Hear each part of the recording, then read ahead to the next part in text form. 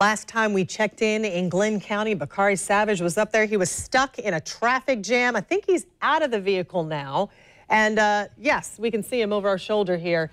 Can you tell us real quick before you start talking just about the traffic in that area?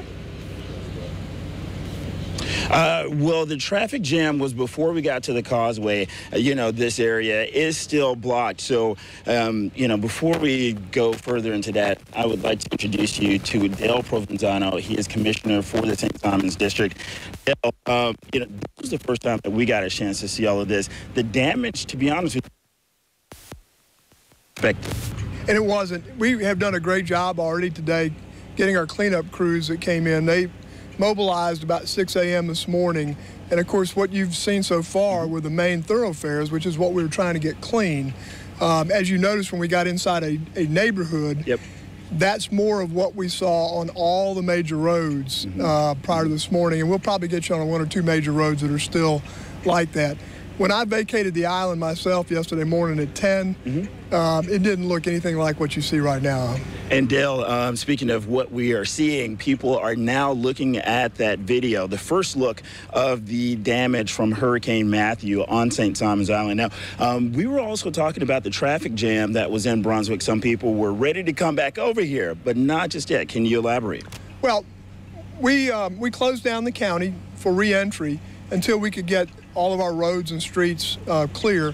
We determined this morning that the mainland had lots of areas that did not need to be closed off. So we went to the state folks and we said, hey, we want to open up the mainland, knowing that the island still has a lot of down wires and things, and we weren't going to open that up. We thought we had a plan negotiated with the state, and so we announced to go ahead and open up the mainland. Unfortunately, our colleagues at the state didn't understand exactly what the plan was supposed to be, and so we vacated our guys and they didn't vacate theirs, and so a little miscommunication. Lots of stuff going on in the grand scheme of things. That's not really a big deal, because we are still alive. A little bit of, damage here and there, lots of debris. Can you just give us a sort of a status quo for the island? Where do things stand right now? Well, where things stand now is our crews have done a fairly good job of opening up a lot of the major roads. So once the major roads get open, then Georgia Power is going to be able to get in here tomorrow and start turning on power. And that's the next big step for us. We need power. I mean, we're in an island, and so they'll be the next step, and they'll start to get in here tomorrow and start getting lines put back up.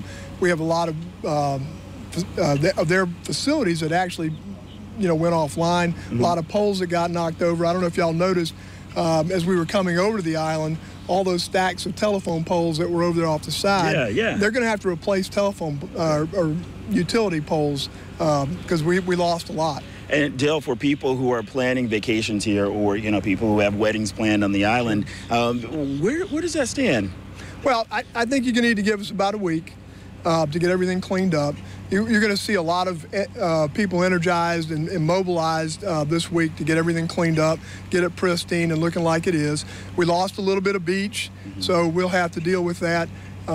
Everything else, should reopen. We had quite a storm surge that came through here. Yeah. I don't know if you can see, but at one point in time yesterday, the water was up to the same level of our pier, and then it just poured down the street. Wow. And it was about 3 feet up on these buildings. Wow. Fortunately, because of the way it was set up, we had after the storm pulled out, the western winds then pushed it back off. Okay, Dale, thank you very much. And hey, like you said, the damage is not as great as we expected. Of course, this was our first look and your first look at the aftermath of Hurricane Matthew on St. Simons Island. Reporting live on Bakari Savage, Channel 4, the local station.